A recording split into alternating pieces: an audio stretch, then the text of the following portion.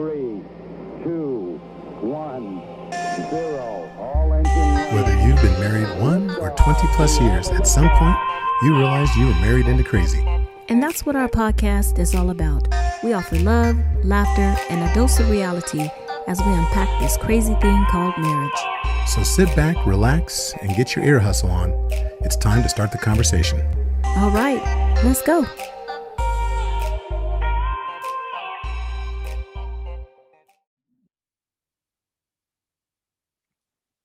Welcome to the Married into Crazy podcast with Snooks and Lovey. I'm Lovey. I am Snooks.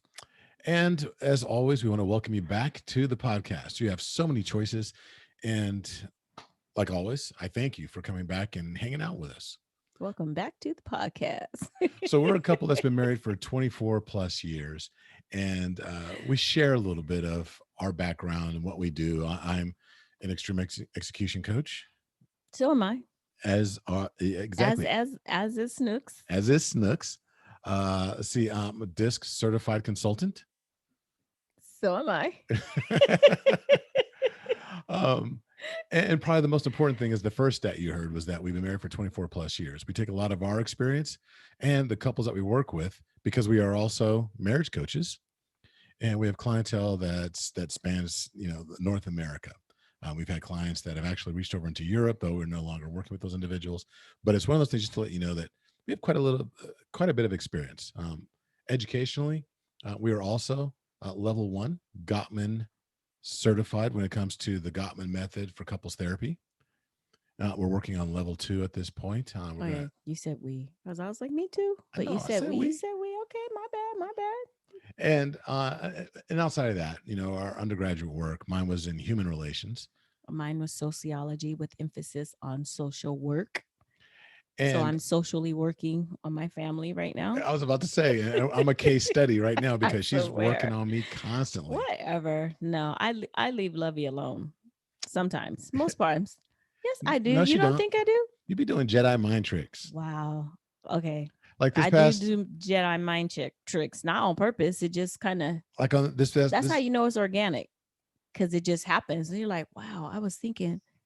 Anyway, right. Go ahead. Sorry. So this weekend, so Saturday, we decided, we don't get to hang out like we want to. I mean, we do stuff together, but rarely are we able to just get away from the kids and the grandkids and work and coaching and all these different things that we do. So we had a Snooks and Lovey day, and we did some of my fun things, such as shopping. Right, Jedi mind tricks. She was like, this is not the department store you're looking for. So she kept taking me to all these different department stores. No, I can't stand the mall. And she had me up in the mall. Let me tell you about Lovey. So Lovey is that guy who in the morning, who gets dressed, or when he comes home from work, he'll say something about, oh, I need some new pants, or, oh, I need, whatever it is that he needs. And he'll say it for maybe 5 years. 60 months. 6 years, maybe 7 years. I said 60 months. I know. That's 5 years. I'm giving or 6 you, or 7. Okay. So Saturday, we got up. We're going to go get my car from the dealership. We go to the mall. After that, I was like, well, let's go to the mall because we're over here, because we're also going to see my dad, my father-in-law. So we'll go to the mall. So we went to the mall and had the grandest time, except for when we were in Apple. Apple needs to do better. Anyway, except for when we were in Apple, we walked the mall pretty much. And then we went to lunch. And after lunch, we went to go see Dad. And after going to see Dad, we went shopping. We went to Men's Warehouse. And he was trying to jump off a ledge. Kind of reluctant. And I was like, nope. And here's the coolest part.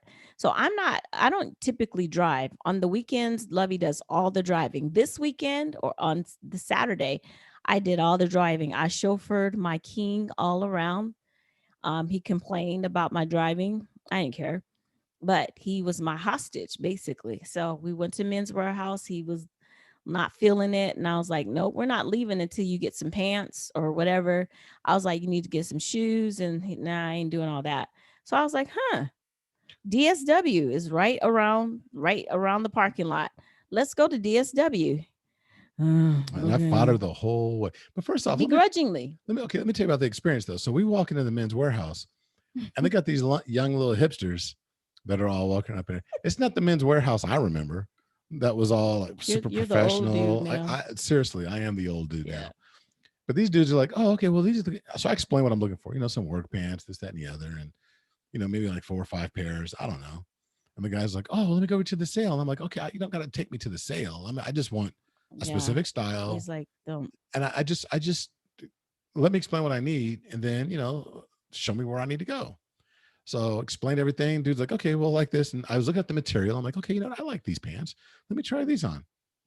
Okay, why was everything like super tight, like in the crotch area? Everything was like they try to make me wear like these almost like skinny jeans, but they're skinny pants. I don't know what they were. They were okay. They were heck tight. He was like, this thing. I say he's not gonna like those. I'm like, this is not working for me. And the dude, I felt like he was loving it. He's like, those look good on you. Yeah. But okay. So I feel like all he did was, I don't even know what he did. To be honest with you, he did look through a few racks of pants, but I'm like, we did our own shopping because his style was totally different from what our style is. And like Lovey said, we've had our own shoppers that worked at Men's Warehouse years ago. We had at least 3 people that we're like, oh, I'm calling to make an appointment with this person or whatever. Because they knew exactly. They don't work there anymore, but they were more professional or old professional, I should say, of the older mindset. This new profession. That was our first younger clue. Professional. There you go. That was our first clue. The people we know don't work there anymore. If they moved on, it's probably time for us to move on. Well, because it's still supposed to be the place where you get suits and all that, but it wasn't even like, I was like, where are the suits at? They were not the suits from before where when we went in before. And I'm not talking bad. It's okay. So if it's a new thing, it's a new thing. But he was, even when you were in there, he was leaning up against the rack and he's on his phone. And I'm like, I'm good. Don't talk to me anyway. I don't care. But it was just the different type of level of customer service. He was a nice guy, Yeah. He was a nice guy. All the people there were very cool. But it was just a different feel. And I was like, yeah, I don't know. I'm coming back over to Men's Warehouse. I'm standing up there and I'm wearing, I'm in the mirror and I'm looking at these pants and I'm like, this is not working for me. They was trying to have Lovey show all his business. And he was like, well, we could like do something with the hip area. I was like, no, we're not. But then I check out dude and I'm like, okay, why am I talking to him? Because he's wearing exactly what I'm wearing, the style wise. And I'm like, mm-mm. And then there was one where they were like high waters. He was like, oh, do you want your ankles, ankle busters? I was like, something okay. I wear ankle busters. So our nephew and like Aaron, our daughter's boyfriend. Oh, yeah. It's the kind of style, I understand. It's the in style. Whatever. Everybody's kind of wearing that. I was like, dude, I'm going to see doctors. Do you see the platinum in my beard? Not the gray, but do you see the platinum in my beard? Okay, that means that I'm not trying to keep up with y'all. So anyway, it was fun. Towards the end, though, we did find clothing that I liked and that suits the caliber of what I was looking for. I guess I want to call it that. Yeah, but I didn't want to look that hard. No, I didn't want to look that hard. I felt like, so we have this thing, and I didn't mean to cut you off. So I don't like Lovey. He likes TJ Maxx and I'm cheap. Ross or whatever. Not just maybe because it's cheaper. You can find more value type of stuff there. I don't want to have to go look that hard for the value. I'm like, it used to look like Macy's to me in there. Where the suits are here. Okay, I'll go look through the suits and I like this one. I'll look in the size or whatever. But I felt like I was looking too hard, so I was like, I didn't like that. I didn't like that at all. And don't get it twisted. I love me some TJ Maxx. I do not like Ross. I don't know why she said that. Because they're owned by the same people. I don't care. I like TJ Maxx. Okay. For my shirts. You know what? I go to TJ Maxx specifically for shirts and shirts and shorts. Shirts and shorts. I was about to take it back to my New Jersey days. Shorts. Shites. Yeah, this is a shite. This is a shite. Okay. Right? I have shorts and shite. Can you say it right? It's a shites. These are my Okay. shirts. These are my Okay, shite. stop. Anyway, That's enough. but that's all I really go there for. And then they like some trinkets here and there, and they're good for housewares. But anyway, you didn't come here to listen to us rant and rave about our shopping I was experience. just saying I had a good day because I made you buy clothes and She- some and some shoes. shoes. So Okay, let the me tell shoes you are just about bomb. the shoes. He was like, "Oh yeah, some shoes," and I was like, "Okay, I like this pair right here though." My husband, he looks at them. He's like, "Yeah, they look all right." And I was like, "Try them on. They're super cute." He tried them on, and he liked them. He was like, "Oh yeah, Fellas, I could see this." would you be compelled to wear a bunch of shoes that are, oh, these are cute? No, we're not trying to wear some cute shoes. Super cute, not just cute. My bad. They were Super cute. super cute. So at the end of the day, though, what happened? I bought some super cute You shoes did. You bought two pair of shoes and one. based on what she said. She said they're super cute. I thought they I looked was like, nice. I really like the dressy ones, but the casual kind, they were super cute. Anyway, I bought some super cute shoes. so we had a good time. That was an awesome day for us. We did, and that started the weekend. You know, Yeah. it's been a lot of fun. We last week we had an opportunity to work with another marriage group, and we were asked to speak to another. We know another person that's a marriage coach, and he's pretty well renowned. And he approached us and said, "Hey, I'd love for you to actually talk to my community." And so we did, and we thought, what are we going to talk about? And we had one thing on our mind that we were going to talk about that we thought was pretty cool. I'm not going to say it because we'll probably use it on the podcast. And then I got into a conversation with a buddy of mine that real good brother, and he's somebody that I trust explicitly. And he and I just had just an off the cuff conversation, and the topic of the conversation led to the parable of the sower. And as he and I were talking about that, because this is one of my accountability partners, and as he and I were talking about it, and he was sharing, it was on my spirit like, nah, you need to scrap what you were going to talk about to this other group, and you need to pick up the mantle when it comes to the parable of the sower and talk about this, but from a marriage standpoint. And I asked Snooks if that was cool. And so today, what we want to do is actually share with you this topic of the soil of your marriage. And with the soil of your marriage, I mean, there's a lot of different things. If you're not familiar with the parable, you want to tell them about the parable of the?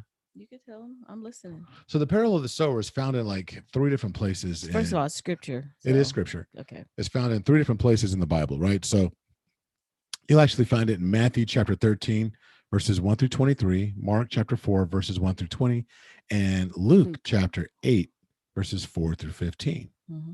Right. And so in each of these parables, Jesus tells a compelling story. It is a parable. A parable, if you don't know, is a story. And you take a lesson and you put it in story form. And what he explains is that the seed in the story represents the gospel, and the sower represents anyone who proclaims the gospel and shares the gospel. And the various soils that are discussed represent the people's responses or receptiveness to it. Mm-hmm.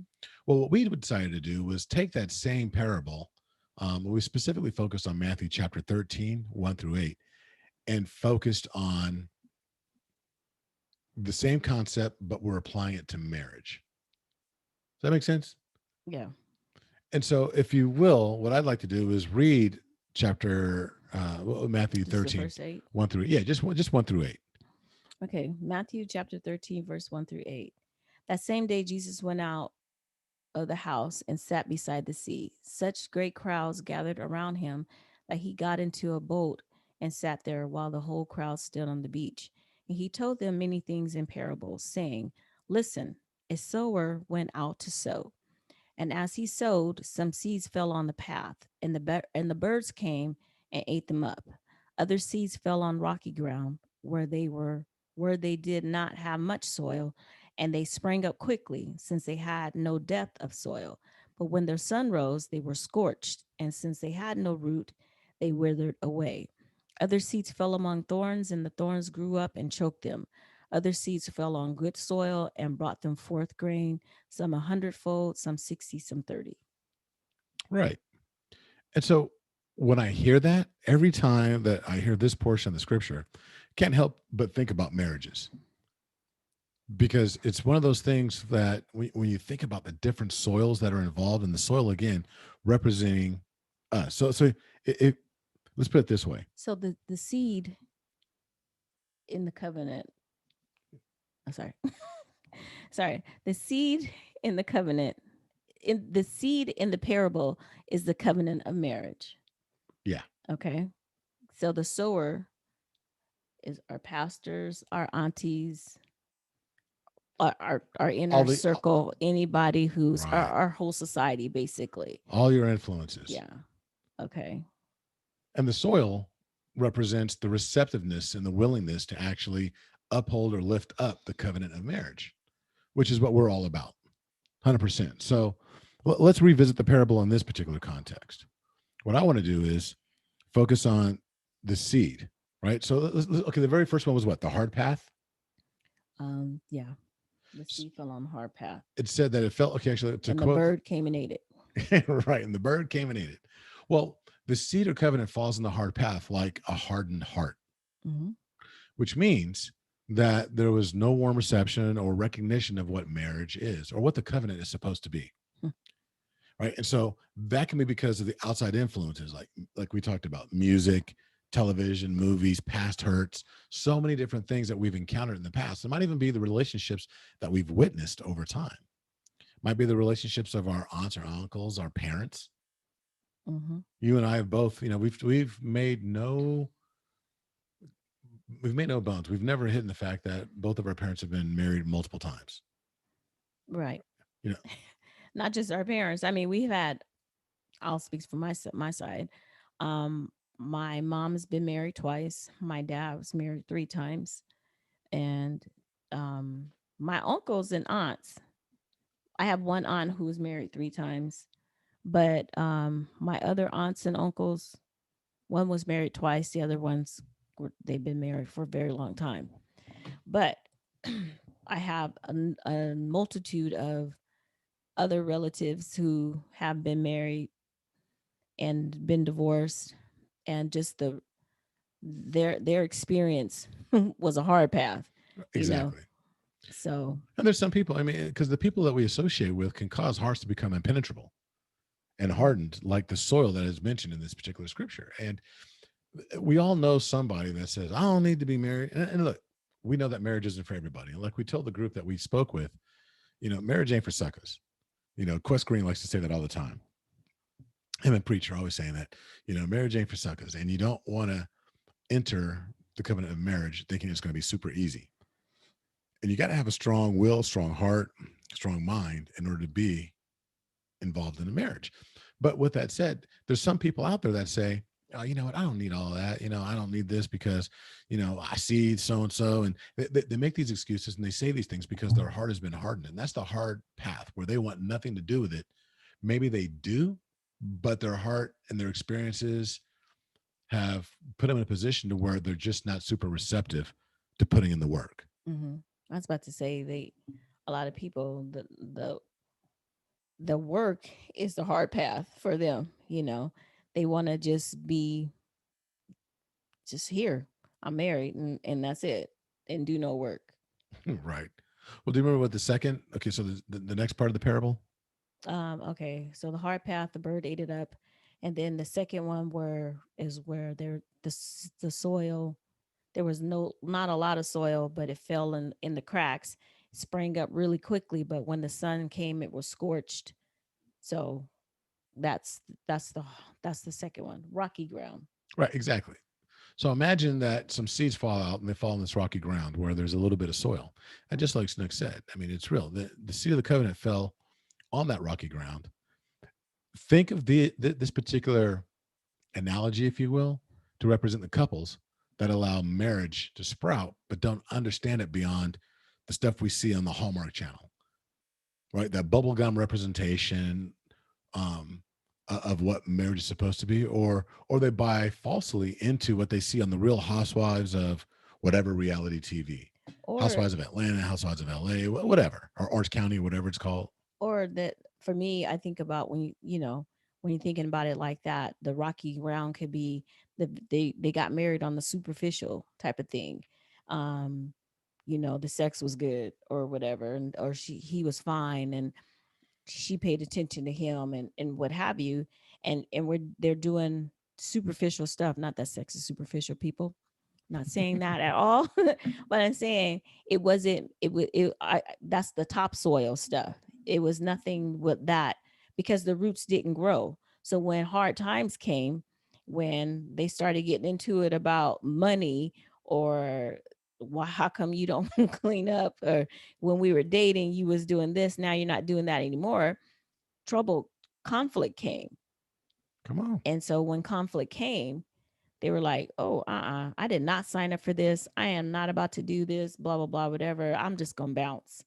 And they're out. So the marriage came, it came quickly and sprung up quickly. They stayed only and they never got out of, well, as soon as they got out of honeymoon phase, I should say, then that's when they were like, oh, nope, this is not what I signed up to do. This is not what it was supposed to be about. And I'm out. So just like those seeds that fell, they sprouted up quickly on the rocky ground. As soon as trouble came or conflict came, What did it say? they Got couldn't. scorched? They could, yeah, got scorched. They couldn't stand the heat.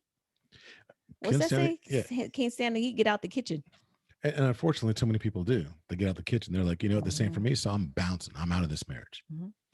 And the challenge, a big challenge of that with the rocky ground is that some people have the mindset that if it's meant to be, it's supposed to be easy. Yeah. And that's unfortunate because if it's meant to be, it's meant for you to work at it. Mhm. It's meant for you to put the work in. Nothing's going to come easy. And unfortunately, when the seed marriage drops on that rocky ground, it doesn't give the roots an opportunity to really get a stronghold or to really take root and get somewhere. Because when the wind blows or whatever, when you have inclement weather, and we go through so many storms that we talk about, we make it sound like marriage is like always about a storm. It's not. Marriage is about sunshine, rainbows, and storms. You got to remember that the rain and the storm is what brings the rainbows, right? Mhm. And so, But but there's also, and I'm so go ahead. sorry, there's always work to do in every season too. Amen. So just saying. So you go finish. Sorry. You know. No, it's just that's the rocky ground. Okay, so now there's so much work that we need to do that we have to recognize that all these different soils, you can actually fix soil. You can change it from one to another. So if you have hardened soil, don't think like, oh man, I think I'm on hard soil. That's who I am. Well, not really. I mean, maybe that's where you are this particular season. But what do you do to hard soil? You give it moisture. That hard soil can change. Mhm. That rocky ground with a lot of work can change. Everything we're talking about in these parables, you know, it can change. It's something that gives you the opportunity, but you have to want to do it and be willing to put the work in. So the next part of the parable talks about the soil with thorns. So, of course, the next set of seeds fell on decent soil, but there were thorns and thistles mixed in the soil. And consider that the good covenant of marriage. So you have these thorns and these thistles, right, that are all mixed in. And as the marriage grows, unfortunately, so do the thorns Mhm. and the obstacles that go along with it. So think of the thorns in your marriage. So, and I say, visualize this. You have this marriage that is the soil, and you're being receptive to it. You're like, okay, yeah, I'm all about my marriage.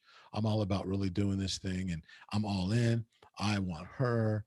You know, she wants him. It's there. They're committed. But what you didn't do is clear the soil. You didn't clear the rocks, the impediments, the thorns. And what are those? Thorns mixed in the soil could be pornography, could be alcohol, Mhm. substance abuse, overworking. I was about to say overworking. Sometimes you think that you're doing the right thing. I'm providing for my family and I'm working these long hours to make sure that we have everything that we need, and that actually turns out to be a thorn because it can Hmm. actually choke your marriage out. Come on. So Choked it out like WWE. Well, there's also, some people, infidelity. infidelity, got that side chick or that side dude. Mhm. When soil is properly prepared for planting, it's clear to those rocks, those weeds, those thorns, those thistles. So if those pediments aren't removed or rebuked, it's just a matter of time. But how do you do that? How do you remove them? I mean, literally, how do you got to get out there and you got to put work in. You got a rake. You got to, and I think about a rake all the time, but till the soil or whatever, You got break a up, rototiller? whatever. Yep. Yeah. So And yeah, when you do that, because the thing is, if you use the rototiller, if you hit a rock or whatever, there's going to be some problems. So because you it'll break the. exactly. So you got these tools that can assist you, but you still have to get out there, bend over, get your gloves on. Mm-hmm. You're Back going to get working. dirty, Mm-hmm. right? Mm-hmm. You're going to get some dirt up underneath your nails, and you have to sit there and be willing to pull the weeds, pull the rocks. You might get cut every now and then because of the thorns, but you got to clear it. That means that the thing that existed prior to the marriage, prior to you two getting together, that might have been pornography, whether it would have been a hobby, or you thought, oh, this is my form of sex education, or you thought that, alcohol just takes the edge off because I work so hard, or substance abuse. You have some illicit drugs that you're utilizing that to you wasn't a big deal, but now it's working as an impediment because guess what? You're talking about drinking alcohol or using substances because you want to take the edge off. Well, that was before you got married. Mm-hmm. Trust that there's going to be more stress because now you've got combined incomes, you got bigger bills. There's overworking, doing more. Like we want more, we want to accomplish more together. I got to do more at work. I got to do, and there's nothing wrong with striving and trying to get to that next level, but it gets really difficult when you get to the point where now your job is competing with your marriage, Mm-hmm. or when pornography is competing with your intimacy, when alcohol and substance abuse is not allowing you to connect because you've anesthetized yourself. Yeah. And we mentioned, infidelity. You got this side chick or side dude. Now, you've only got 168 hours every single week. And it's hard to actually have those hours allotted for all the right things without worrying about some side chick or some side dude.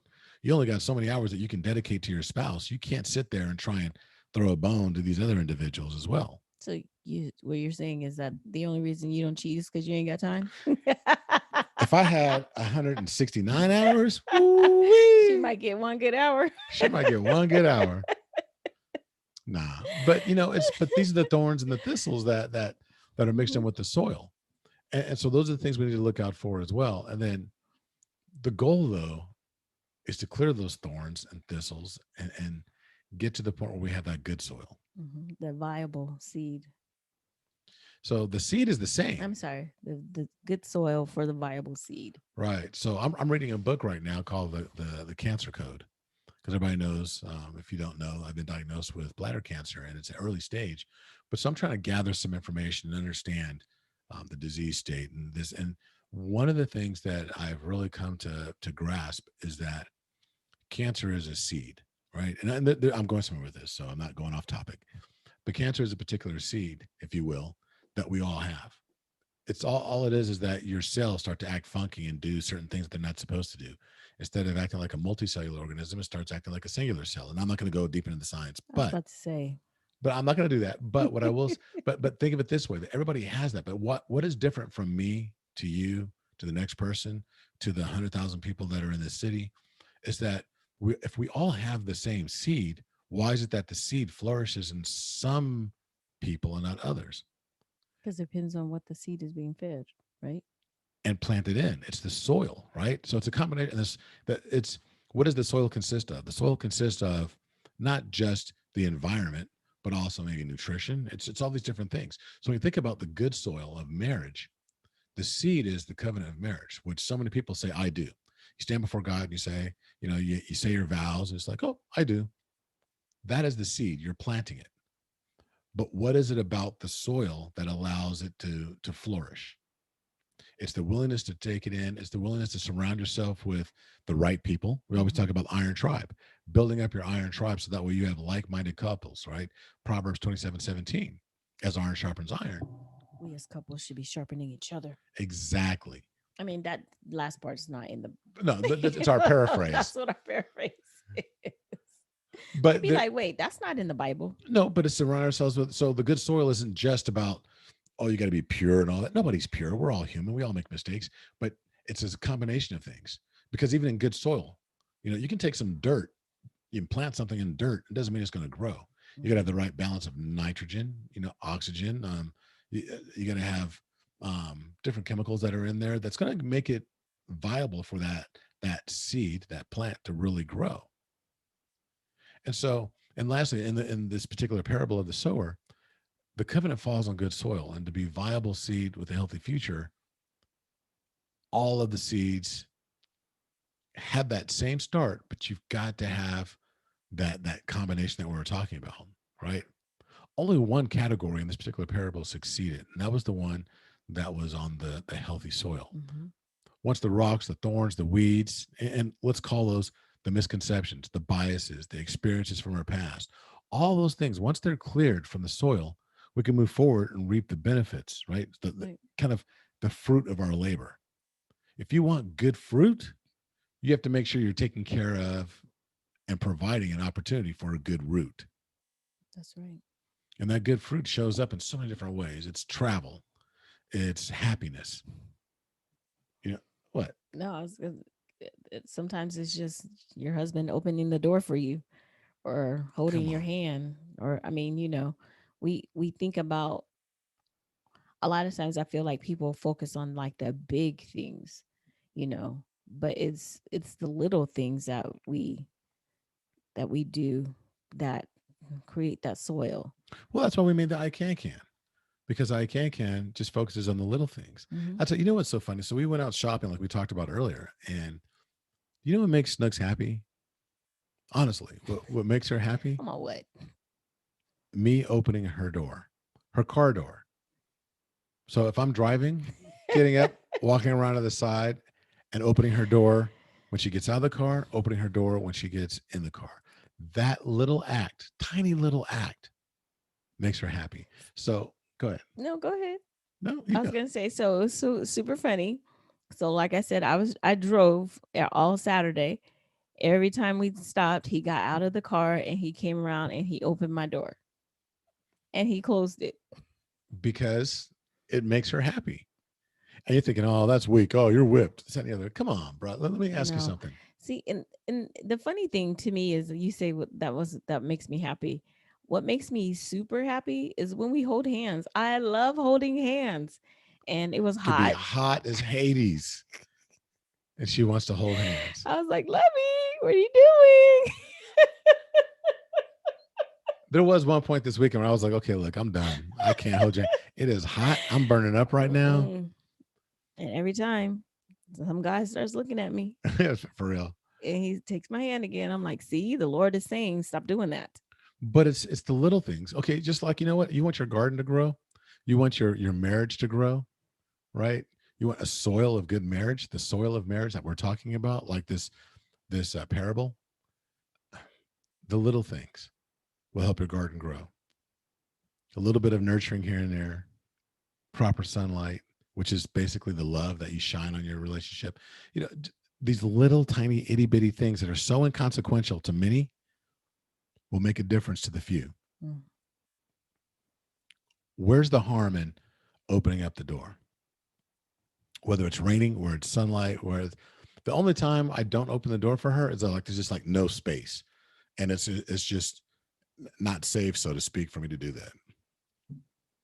Outside of that, there's no harm in it, It's always safe though. and I know she likes it.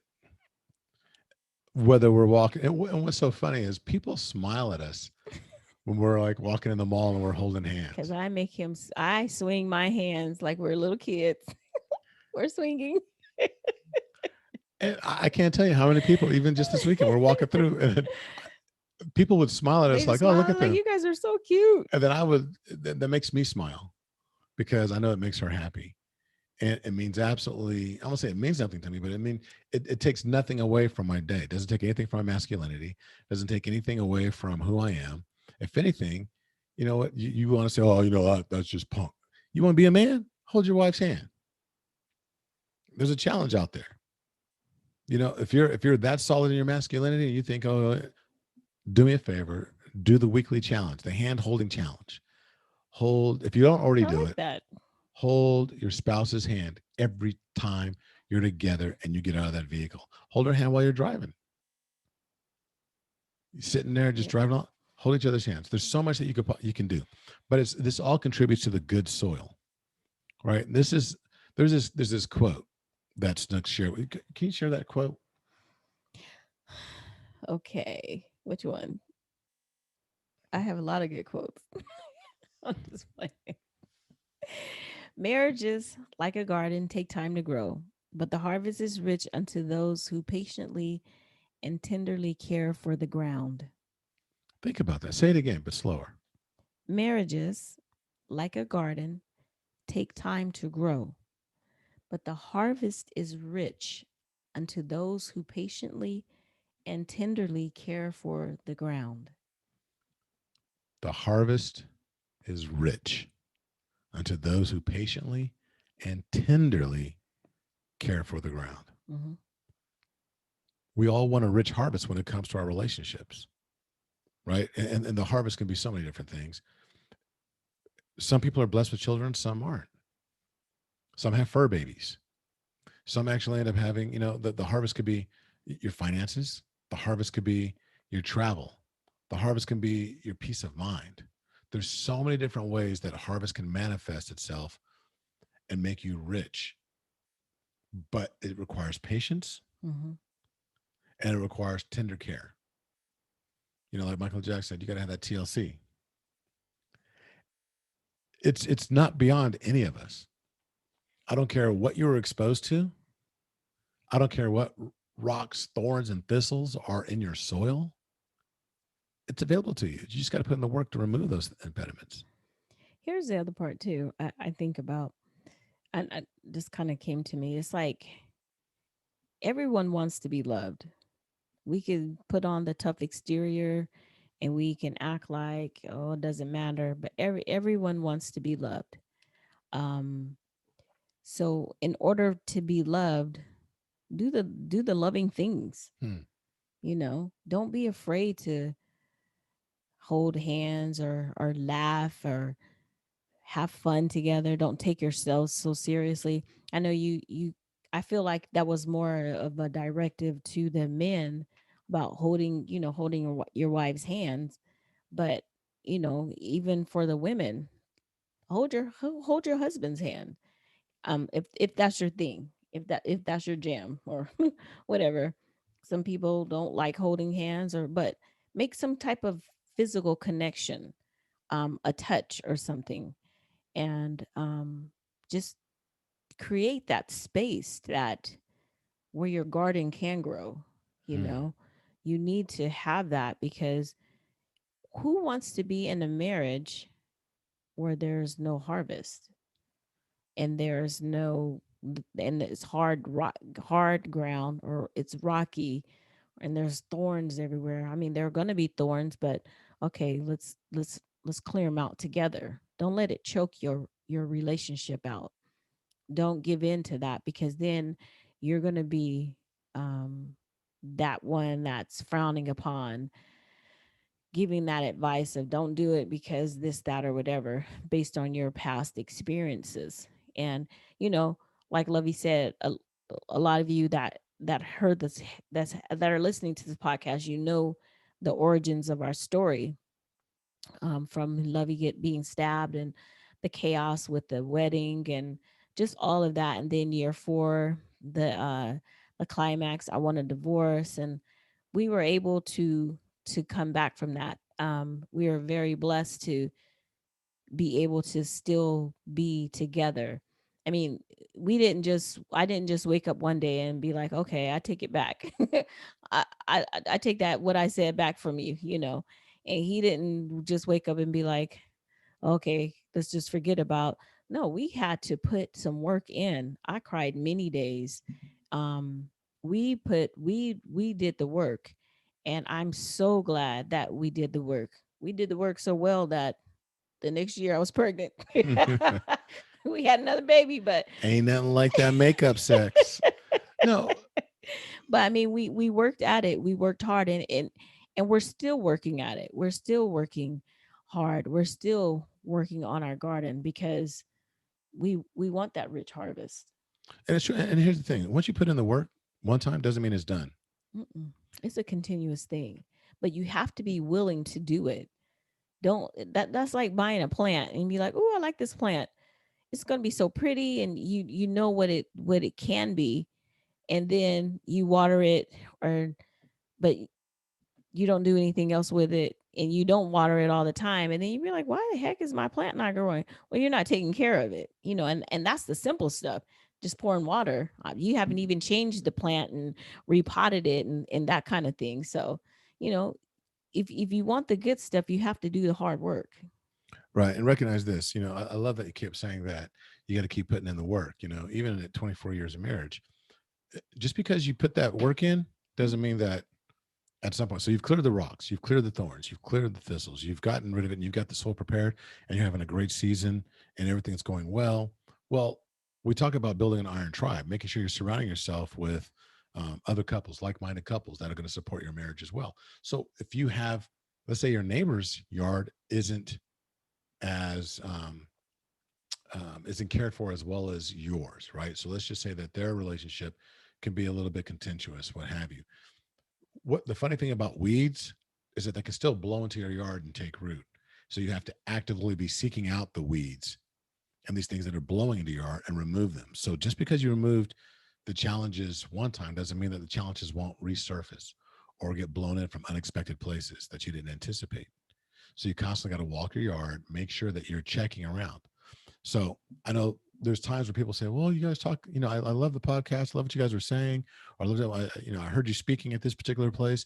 We need hard, concrete things that we need to do. Listen to the podcast again. We've given you little things, holding hands, walking around, opening the door, putting in the work, looking for those impediments, pornography, substance abuse, all these different things that could actually cause challenges. Those things need to be removed. And I know that it can be a challenge removing those things. I've had challenges with pornography, and some things are so ingrained in you because you've done it for so long that you feel like it's a part of you. It's part of your identity. It's just a matter of slowly but surely getting rid of that. Delete some apps, get rid of some stuff off your computer. You know, get rid of the alcohol, give it to some friends, give it to other people, whatever. If you know it's a challenge, Mhm. if it's competing with your relationship or your ability to have a strong relationship, then it's probably not the thing that you need in your life. It's only every person's different, every couple's different, and you need to determine whether or not something is blessing your marriage or is causing challenges to it, and stopping it. Because remember that one part about how the seed fell on the ground that had thorns and thistles as well as good soil. Even though it had good soil and you had all the best intentions, eventually those thorns choked out the seed and the Mhm. flowers. So only you know your soil, only you know what you guys are trying to accomplish.